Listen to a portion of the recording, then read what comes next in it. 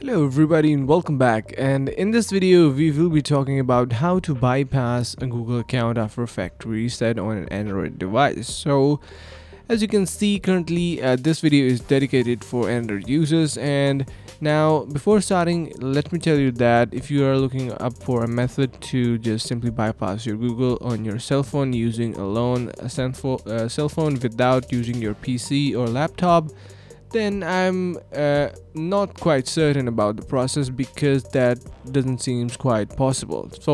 So you need a PC for that, in short. So here as you can see I have this list of the process explaining how you can actually get your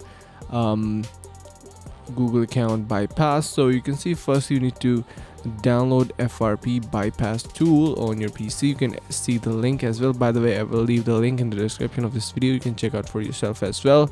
And then you simply need to just open your bypass tool and you connect your Samsung or any device that you are using. Then you're going to be simply bypassing and entering into recovery mode using the tool, and then clicking on the next get firmware. So it will basically get a new firmware into your phone, and yeah, then you also need to complete the corresponding settings. As you can see in the tool, it is well explained here. You need to click on start, then you need to simply select your option, like for example all these are stated in here.